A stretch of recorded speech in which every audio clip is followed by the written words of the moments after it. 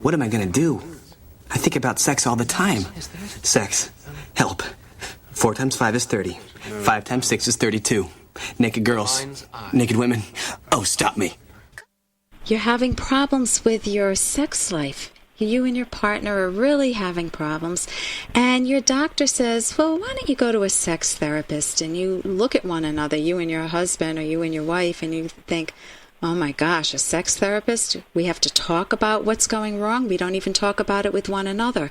What goes on behind the closed doors of a sex therapist's office? With me today to discuss this is Barry McCarthy. Dr. Barry McCarthy is a professor at American University. He's a certified marital and sex therapist, and he has a private practice in Washington, D.C. He's presented over 150 workshops around the globe on a range of relationship and sexual problems, and he's very prolific. He's written many articles and book chapters, and with his wife he's co-authored 8 books on relationships and sexuality, including a book, Rekindling Desire. Dr. McCarthy, it's a pleasure to have you on the show.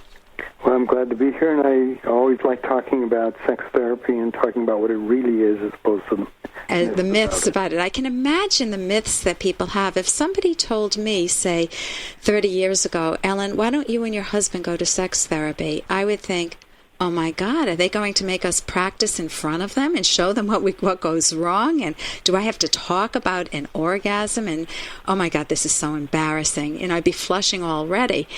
I know a lot more about it now, but can you explain what is the procedure if, say, my husband and I were to come to you, or a couple were to come through your doors? What would happen?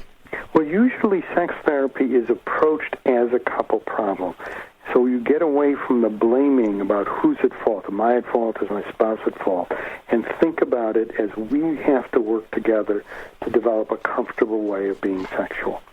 And there's never any nudity in the office. You never do anything sexually in the office. That's a very important thing to understand.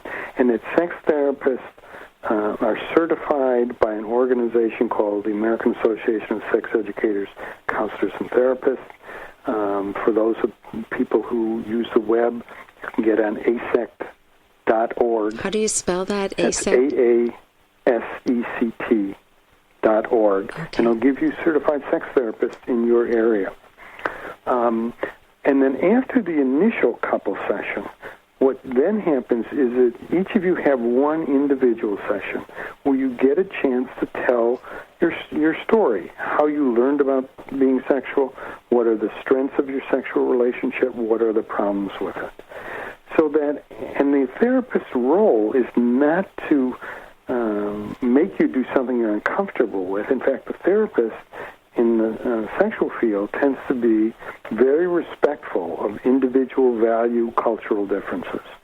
It works within your value system. Yeah, assuming it's not abusive. As concerned, right. There are lines that you... Because we're definitely not going to be supportive of anything which is harmful to you or to anyone else.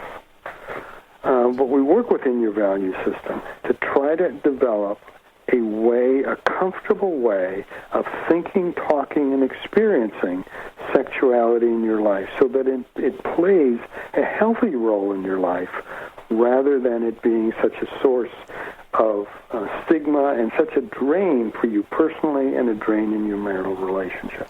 Now, I think just taking a sexual history would be eye-opening for almost everyone, because how many people sit down and actually assemble all of those thoughts of, when did my problems begin? When have I been most aroused? What are the type of questions that you would ask in a typical sexual history? Well, we start off with histories, talking about how the person learned about sexuality. Did they learn it from their parents? Did they learn it in terms of sex education classes? Did they learn it through their religious organization? Did they learn it on the street?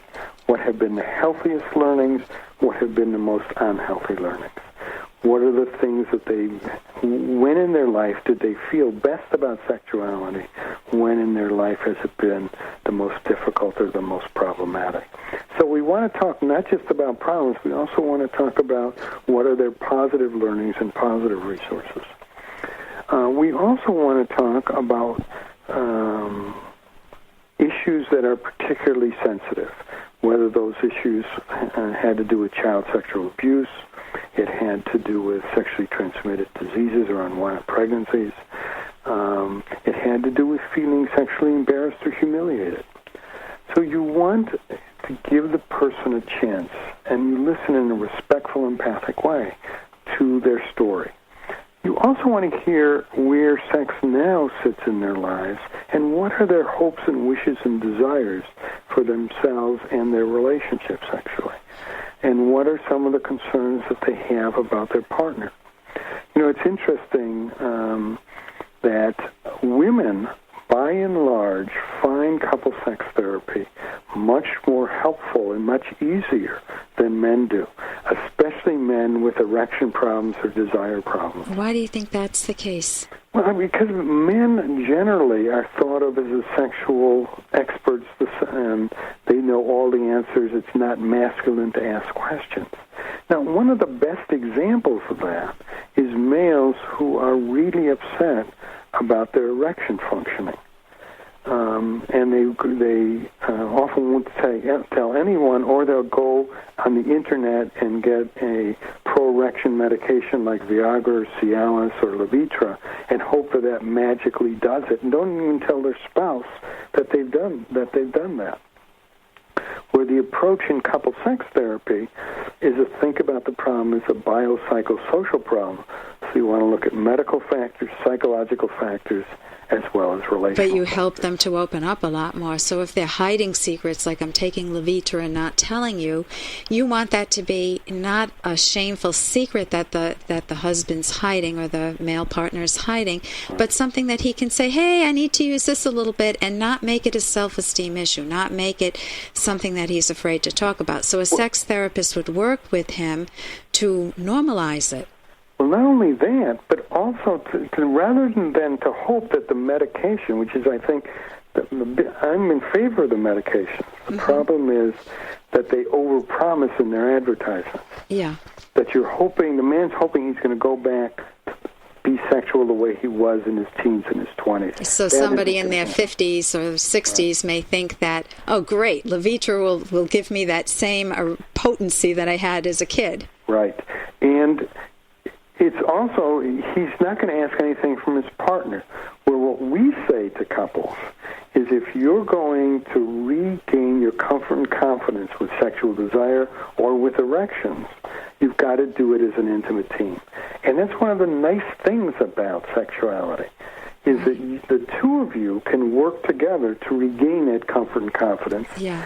It isn't the medication alone. It's the both two of you. Right. And I want to thank you so much. I wish we had more time to talk about sex therapy, because I know you give homework, and I know that you really encourage the couples, the partners, to open up with one another. Right. I've been talking with Dr. Barry McCarthy, who's written a book, Rekindling Desire. Dr. McCarthy, how can people get one of your books? Well, it can be to go to the bookstore or on Amazon. And the two most relevant books would be Rekindling Desire, and the other one, I'm the second author with Michael Metz, and we wrote a book called Coping with Erectile Dysfunction, which actually came out in 2004. Well, thank you so much for joining us today. And thank you. And it's been great being with you today. I'm Dr. Ellen Kenner on the Rational Basis of Happiness. Visit my website, drkenner.com. Here's an excerpt from The Selfish Path to Romance by Dr. Ellen Kenner. Suppose you've caught your wife in so many lies and she's broken so many promises that you can't believe anything she says. Or you discover your husband is cheating on you, spending money on things you had agreed to decide on jointly, and only pretending to look for a job. What does dishonesty do to romantic love? It kills it. What do flaws like this in your partner do to your sense of feeling visible, valued, and cherished? Can you trust or feel emotionally close to your dishonest partner? Could you desire intimacy with a person with a bad moral character? You might be thinking, but I have a friend whose husband is a cheat and she loves him anyway. Is this love or dependency? Perhaps fear keeps her in the marriage. I'm afraid to be alone or on my own. Or self-contempt. He's all I deserve. Whatever it is not a happy, intimate, romantic relationship. You can download Chapter 1 for free at drkenner.com, and you can buy the book at amazon.com.